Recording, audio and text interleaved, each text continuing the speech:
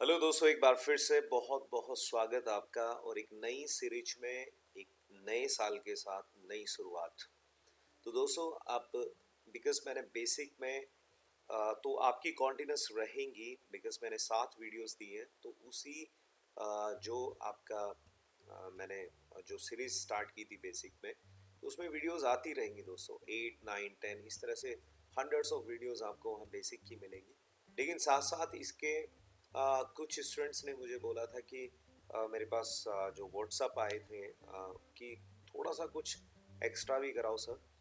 तो ठीक है, एक्स्ट्रा में भी मैं कुछ एक good English, I mean that grammar का ही पार्ट है, लेकिन थोड़ा सा आपके स्पोकन को भी सपोर्ट करने के लिए एक सीरीज मैं और स्टार्ट कर रहा हूँ दोस्तों। जैसा कि आप स्क्रीन पर देख पा रहे हैं, सेक्शन 1 है बी एंड हैव के बारे में आज सीखेंगे और बहुत ज़्यादा डीप से, बिकॉज स्टार्टिंग से अगर हम बात करें तो उधर आपका देखिए बेसिक चल रहा है। आपने वर्ड फॉर्मेशन सीखा है जिसमें हमने नाउन सॉरी जिसमें वर्ड फॉर्मेशन में हमने प्रीफिक्स, सफिक्स और इनफिक्स और एब्रीवेशन एंड क्लिपिंग्स, हाइफन्स और बहुत सारे चीज़ें, मतलब अपने वर्ड फॉर्मेशन में जिसको वर्ड क्लासेस बोलते हैं उसमें हमने सीखा है। लेकिन एक ये सीरीज है जहाँ पर मैं थोड़ा सा और आपको कुछ ऐसी चीज़ें सिखाने वाला हूँ जो आपको आपके स्पोकन में भी सपोर्ट करेगा और आपकी राइटिंग में भी सपोर्ट करेगा। तो दोस्तों चलिए शुरुआत करते हैं। लेकिन शुरू करने से पहले आप सभी को नववर्ष की बहुत बहुत शुभकामनाएं, हैप्पी न्यू ईयर।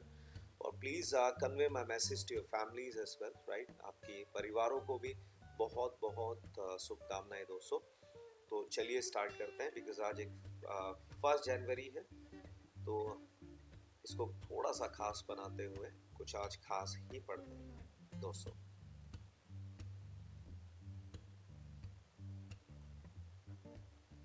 तो ये देखिए देखिए आप बी और हैव के बारे में आज पढ़ेंगे। ग्रामर समरी है। सबसे पहले यहाँ पर ध्यान दीजिए, बी। ये देखिए वर्ब बी की फैमिली में एक चीज खास आपको याद रखनी है कि हम इज, ये am are is was were, तो वॉज वर आपका सेकेंड फॉर्म यानी पास्ट फॉर्म में होता है और एम आर और इज आपकी V1 यानी वर्ब की फर्स्ट फॉर्म जो कि प्रेजेंट टेंस को रिप्रेजेंट करता है। लेकिन एक खास बात यहाँ पर याद रखनी होगी कि ये बी की ही फैमिली होती है। तो फिर हमें क्यों जरूरत पड़ी बी को अलग लिखने की या अलग से समझने की और इज एम आर को अलग से समझने की, राइट। तो मैं बताता हूँ आपको कि जिस तरह आप कोई भी एक वर्ब ले लीजिए फर्स्ट फॉर्म, जैसे आपने गो यूज किया, गो, या फिर आपने डू बोला यहाँ पर, तो ये दोनों आपकी प्रेजेंट फॉर्म है यानी वर्ब की फर्स्ट फॉर्म है जो कि आपके प्रेजेंट टेंस को रिप्रेजेंट करती है, ठीक है। उसी तरह से इज, एम, आर भी, ये तीनों वर्ब भी वर्ब की फर्स्ट फॉर्म ही होती है। तो अगर as far as the tense is concern तो भाई वही प्रेजेंट टेंस होगा यहाँ भी, राइट।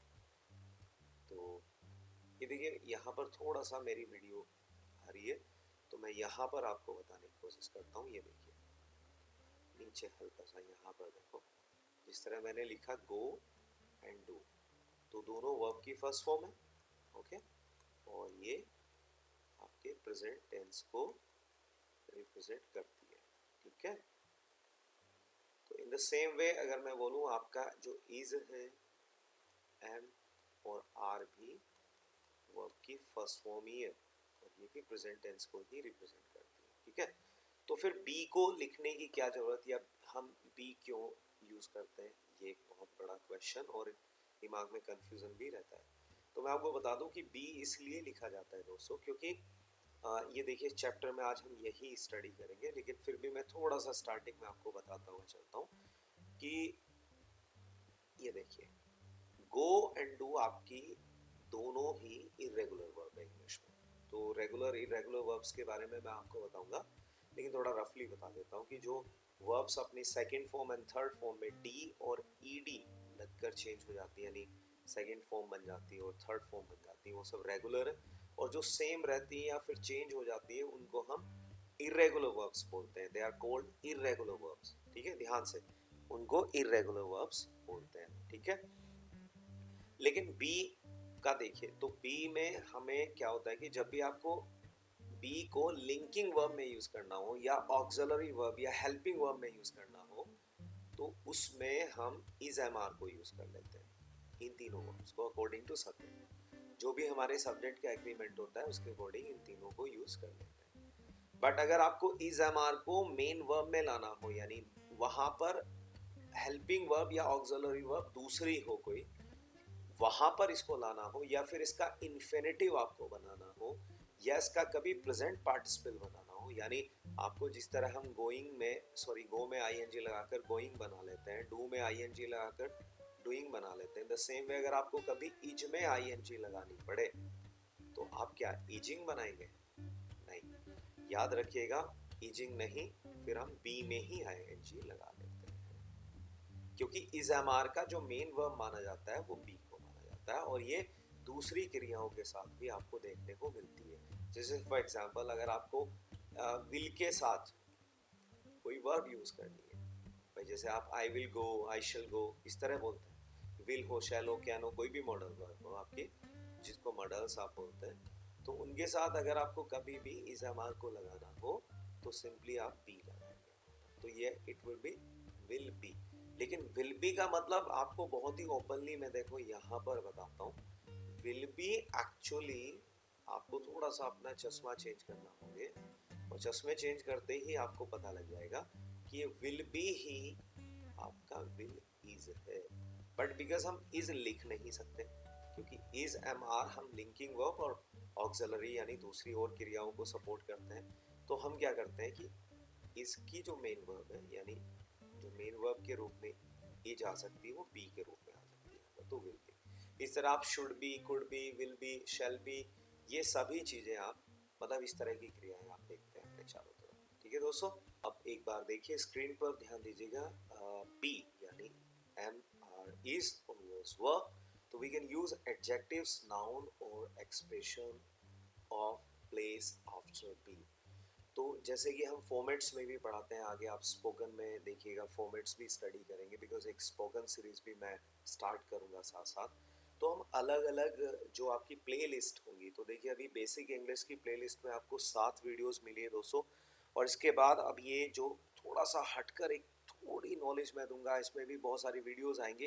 अपार्ट फ्रॉम दैट आपको स्पोकन इंग्लिश की एक playlist we are going to create that and you'll be given the so many videos okay, related to spoken English which will help you evolve your communication skills, or moreover as I told you in previous videos you'll be given what कि आपको preposition, adverbs and ये सभी जो chapters आपके होते हैं जो आपको problem करते हैं even vocabulary, वो सारी चीज़ें आपको प्लेलिस्ट में अलग अलग कैटेगरीज में दी जाएगी। बस दोस्तों बस आप बने रहिए और मेहनत कीजिएगा, वर्क हार्ड, इंग्लिश में आपकी इम्प्रूव करवाऊंगा, ये मेरी गारंटी है आपसे। ठीक है, तो यहाँ देखिए we can use adjective, nouns and expression of place after be. जैसे यहाँ पर देखिए कि भाई जो बी होती है आपकी ये वर्ब बी, जिसमें आप इज एम आर, जैसे मैंने अभी बताया था आपको, इज एम आर आप प्रेजेंट में यूज करते हैं और पास्ट में आपका होता है was एंड verb, राइट। और जी थर्ड फॉर्म होती है इसकी been, राइट, जैसे gone होती है, done होती है, इन द सेम वे। और अगर आप इसमें ing लगाएं तो वो हो जाती है आपकी been। तो देखिए अगर been आपको नहीं दिखा तो थर्ड फॉर्म में यहाँ लिख देता हूँ, ये B1 है, B2 है और B3 मैं यहाँ लिख रहा हूँ, देखिए वीडियो की वजह से आपको ना दिखे, और B4 यहाँ पर, वो मैं थोड़ा सा और आगे एक्सप्लेन करूंगा आपको। तो देखिए एक्चुअल क्या होता है कि ऐसी क्रियाएं जो लिंकिंग वर्ब है या ऑक्सिलरी वर्ब की तरह काम करती हैं और इनको अपना एक्चुअली कॉम्प्लीमेंट चाहिए होता है, COMPLEMENT, कॉम्प्लीमेंट, इसको बोलते हैं पूरक, एक ऐसा शब्द जो इनके मीनिंग को पूरा कर दे। या फिर ऐसे कहिए कि सब्जेक्ट को उसके कॉम्प्लीमेंट से, यानी जो भी उसके बारे में आप सूचना दे रहे हैं वो अच्छा है बुरा है जो भी है, उसे जो लिंक करता है सब्जेक्ट को उसके कॉम्प्लीमेंट से लिंक करने का काम आपकी लिंकिंग वर्ब बी ही करती है। ठीक है, और ये इज एम आर में प्रेजेंट में होती है, वॉज वर्ब में वॉज वर्ब पास्ट होती है, और इसका बीन बीइंग कहीं भी आप इसको ले जाइए, इवन इन्फिनेटिव में भी टू बी होता है, तो टू बी के बाद भी कॉम्प्लीमेंट आपको यूज करना होता है। अब एक चीज और ध्यान रखिएगा कि कोई भी वर्ब, ठीक है, अपनी कभी भी नेचर को नहीं खोती, अपने स्वभाव को नहीं खोती। मान लो अगर गो है आपका और उसको आप सेकंड फॉर्म में यूज करें वेंट, या थर्ड फॉर्म में यूज करें गोन, तो याद रखिएगा कि उसका समहाउ दैट जाने से ही मतलब होगा।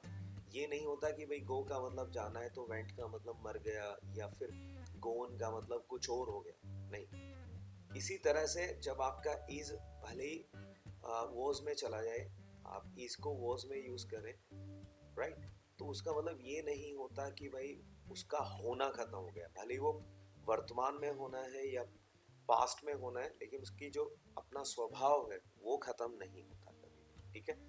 अच्छा, एक डाउट और कई बार स्टूडेंट्स को होता है, वो भी डाउट मैं यहीं पर क्लियर करूंगा आपका, क्योंकि वो करना बहुत जरूरी है दोस्तों।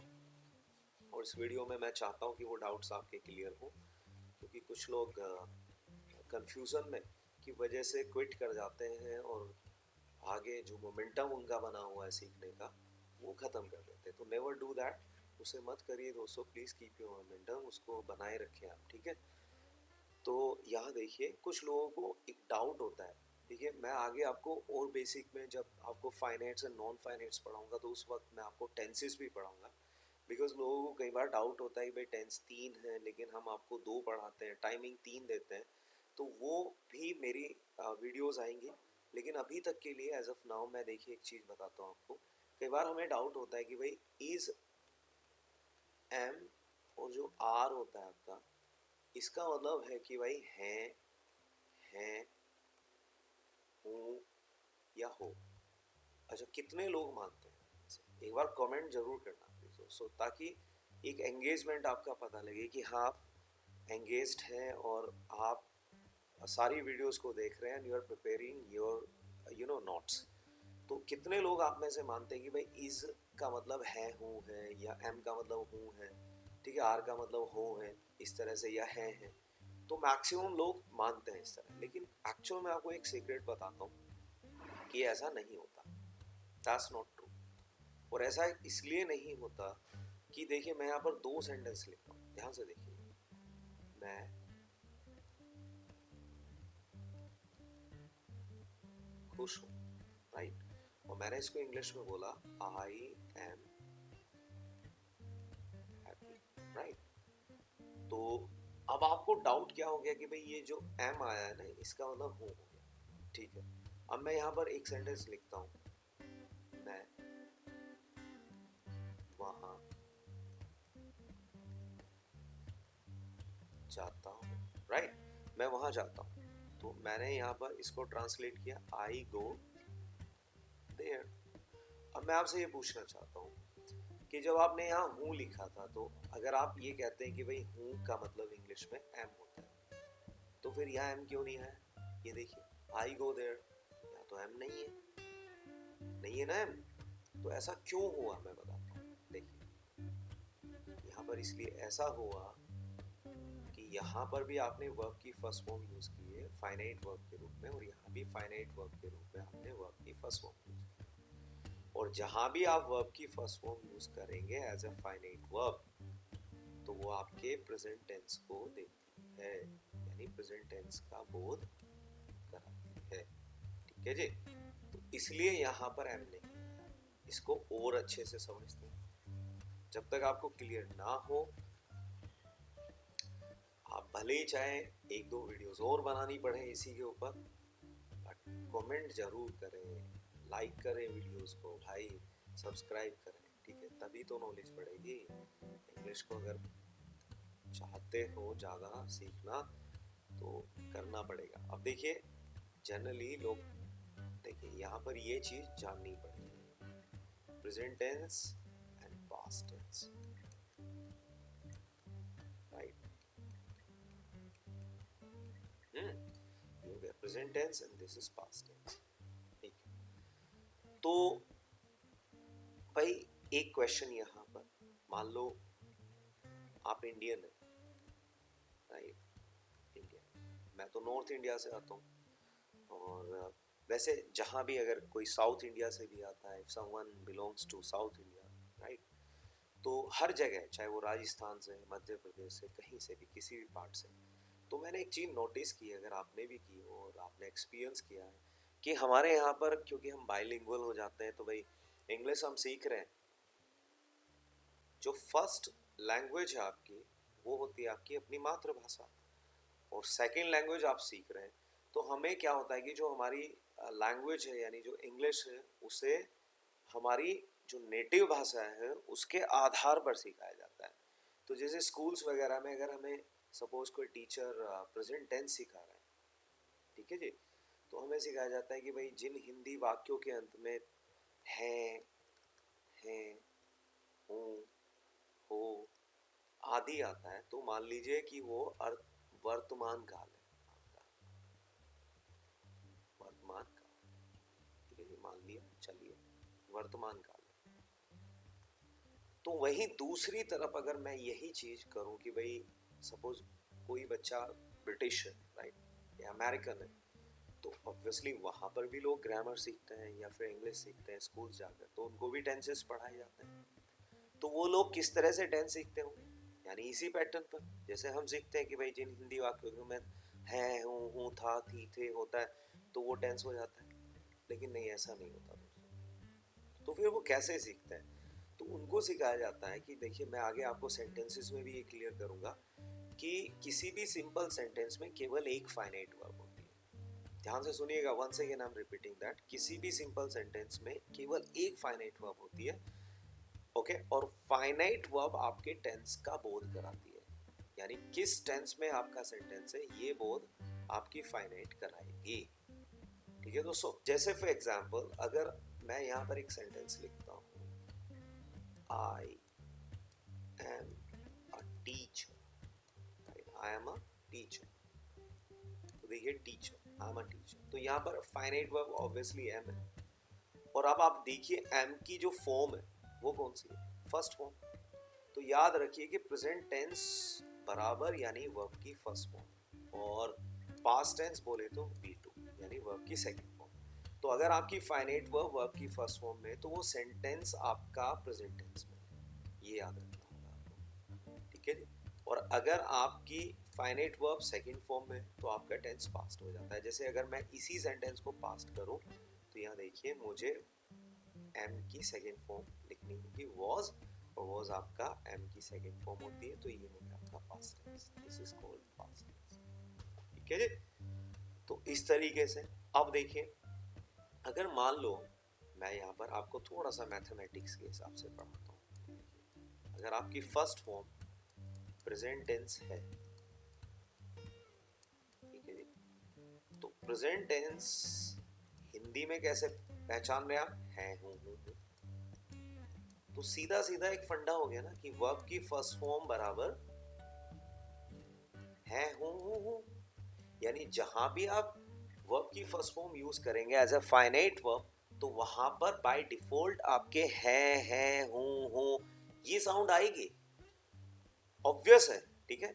आप कभी भी देख लीजिएगा, अगर आप बोलते हैं I have eaten the food, तो यहाँ पर आई के साथ आपने हैव फाइनाइट वर्ब को यूज किया है। हैव कौन सी फॉर्म होती है आपकी, वर्ब की फर्स्ट फॉर्म, जिसकी सेकेंड फॉर्म होती है हेड। तो देखिए, मैंने खाना खा लिया है, या मैं खाना खा चुका हूं, है, हूं कहां से आया, हैव से, because you are using what, present tense, ठीक है जी। तो कुछ हद तक आपको क्लियर हुआ होगा। ये एक रीजन होता है कि जब आप वर्ब बी को यूज करते हैं, तो उसमें टेंस तो होता है, लेकिन उसका अपना मीनिंग नहीं होता, उसकी कंप्लीट सेंस पूरी नहीं हो जाती, वो दे पाते, इसीलिए वहां पर आप कॉम्प्लीमेंट यूज करते हैं। ऑन द अदर हैंड अगर हम बात करें और एक्शंस की जो कि आप सिंपल प्रेजेंट में यूज करते हैं, तो वो एक्चुअली क्रिया इतनी कैपेबल होती है कि भाई अपना टेंस और सेंस दोनों दे देती है। जैसे फॉर एग्जांपल अगर आप बोलते हैं I teach my students, right. तो यहाँ देखिए, ये जो टीच है आपकी, मैं थोड़ा सा देखिए और कलर चेंज करके इसको हाईलाइट करता हूँ, या फिर इसको देखिए टीच, तो टीच ऑब्वियसली वर्ब की फर्स्ट फॉर्म है भाई, है ना, वर्ब की फर्स्ट फॉर्म है टीच।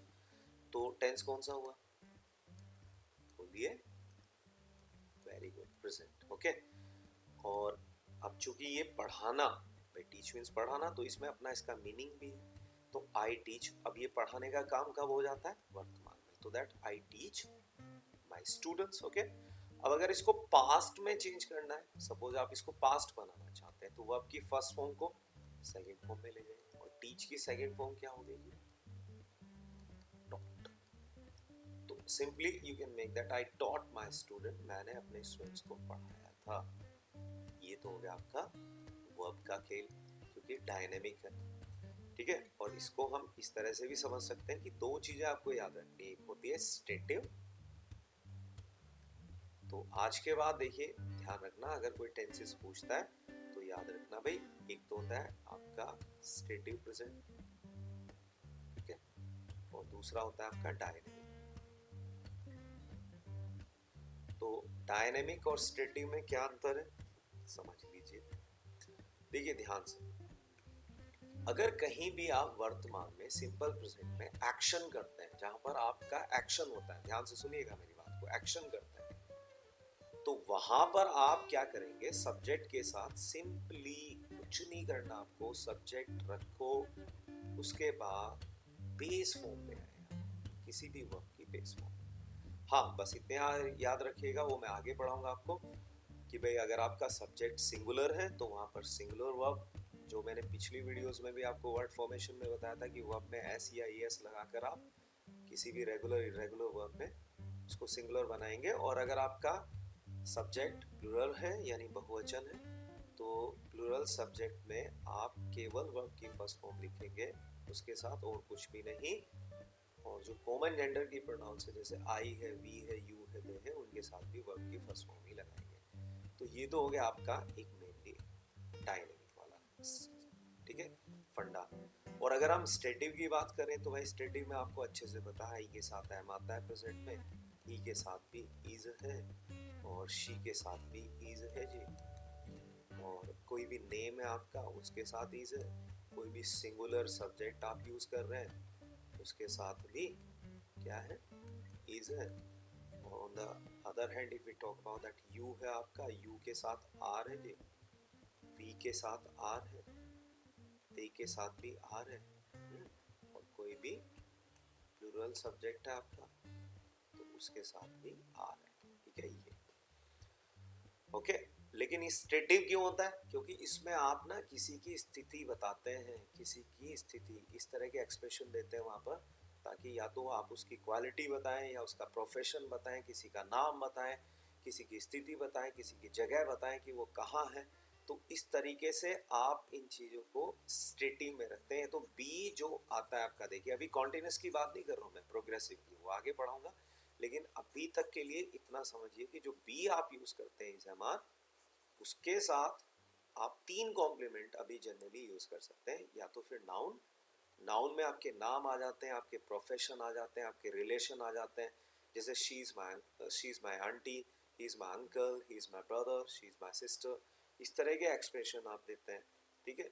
और भाई एडजेक्टिव्स में किसी की क्वालिटी बता सकते हैं, she is beautiful, I am handsome, alright, he is busy. और प्लेस आप बता सकते हैं, मैंने आपसे पूछा कहाँ है आप, वेयर आर यू, आपने कहा एम एट होम, तो देखिए एम के बाद एट होम आपने प्लेस बताया। Okay, I am on the way, मैं रास्ते में हूँ, कोई फ्रेज आपने लगा दिया, तो आफ्टर बी इस तरीके से यूज करते हैं। जैसे फॉर एग्जांपल देखिए शी इज लेट, ठीक है, तो लेट यहाँ पर देरी के वजह से है, तो ये एक एडजेक्टिव की तरह यहाँ पर हो गया, ठीक है। लेट वैसे एडवर्ब भी होता है, वो मैं आपको आगे बताऊंगा। आई एम हंग्री, मैं भूखा हूँ, ये भी एक एडजेक्टिव आपका। Are you a doctor, this is noun, क्योंकि आपसे पूछा गया कि आप डॉक्टर हैं, तो इसका आंसर आप दे सकते हैं। इज एवरीबॉडी हियर, क्या सभी यहाँ हैं, तो आपने एक प्लेस पूछा, एक एडवर्ब यूज किया कि क्या सभी यहीं हैं, तो आप बोल सकते हैं yes everyone is here, everybody is here. We use a special structure with be, जैसे there is, to introduce a things, to say that they exist. जैसे for example there are strange women at door, इनको मैं formats में भी पढ़ाऊंगा आपको अलग अलग, ठीक है, लेकिन एक थोड़ा बेसिक नॉलेज दे रहा हूँ। तो there is a strange women at door, तो क्या है कि दरवाजे पर एक अजनबी औरत है। तो अगर किसी का होना होता है, या थोड़ा सा हिंट दूंगा मैं आगे, वैसे इस फॉर्मेट को, देयर को मैं आपको बहुत डीप पढ़ाऊंगा। अगर किसी भी सेंटेंस के लास्ट में है, हूँ, था, थी, राइट, होंगे, हो सकते हैं, होना चाहिए, कुछ भी, उससे जस्ट सट कर कोई नाउन आए। जैसे फॉर एग्जांपल एक लड़का है, तो देखिए लड़का है, लड़की है, कंपनी है, राइट, एक औरत है, और उसके पहले कोई संख्या है यानी कोई नंबर आए या फिर उसकी क्वांटिटी हो किसी भी नाउन की, जैसे एक, बहुत सारे, लाइक, ठीक है, तो इस तरह क्वांटिटी या संख्या हो, तो फिर इन सेंटेंस को हम देयर से बनाते हैं। यूज है देयर, सब्जेक्ट में देयर यूज होता है, और नाउन की संख्या के अकॉर्डिंग हम is am are was word लगा सकते हैं। For example there is a strange woman, तो देखिए एक वुमन है तो यहाँ इज आ गया, ठीक है, और there are some letters for you, कुछ पत्र आपके लिए है। चलिए अब इस पॉइंट को देख लेते हैं। कैन, देखिए be can be used as a auxiliary verb, ये एक सहायक क्रिया की तरह भी यूज होता है, जो कि प्रोग्रेसिव यानी जो कॉन्टिन्यूस सेंटेंसेस हम सीखेंगे आगे चलकर, तो वहां पर इसका यूज होगा। अपार्ट फ्रॉम दैट कोई चीज कहाँ से बिलोंग करती है, कहाँ की बनी हुई है, इस तरह के सेंटेंसेस भी और पैसिव्स भी हम बी से बनाते हैं, तो ये हम आगे चलेंगे। लेकिन इसके एग्जांपल देख लिए, she is working, she is teaching, it was made in Hong, इस तरीके के सेंटेंसेस हम यहाँ बना सकते हैं। नेक्स्ट देखिए दोस्तों, यहाँ पर जो हैव है आपका, ये ऑक्सिलरी वर्ब है हैव, लेकिन यहाँ पर मैं इसको ऑक्सिलरी वर्ब नहीं बोलूंगा आज, because this is called the full verb यहाँ पर, और ये बी के समान ही है, एक तरह से लिंकिंग वर्ब की तरह ही यूज होती है। यहाँ पर ये किसी अन्य वर्ब को यहाँ पर सपोर्ट नहीं करती, जिन जिन चीजों को मैं बता रहा हूँ अभी। तो यहाँ पर देखिए वी कैन यूज हैव और हैव गॉट, तो पहले तो यहाँ ध्यान रखिए, या तो आप हैव यूज करेंगे या फिर इंस्टेड हैव आप हैव गॉट यूज करेंगे, ठीक है जी। तो हैव गॉट, जिसको शॉर्ट में आप गोटा भी बोलते हैं, यानी get, got a, that's called the gotta, got an को भी गोटा, तो हैव गोटा, राइट, तो हैव गॉट, इस तरीके से आप यूज करेंगे। और पास्ट इसकी सेकंड फॉर्म है हैड, जिस तरह इज एम आर और वॉज वर्थ है, तो we can use that have और have got to talk about the position, यानी किस चीज पर आपका अधिकार होता है, तब रिलेशनशिप होती है, आपका रिश्ता है, एंड सम अदर आइडियाज। जैसे for example, do you have a car, क्या आपके पास कार है? No I don't have any brothers and sister, मेरा कोई भाई बहन नहीं है। And has got a headache, उसको क्या है, सिर दर्द है, ठीक है जी।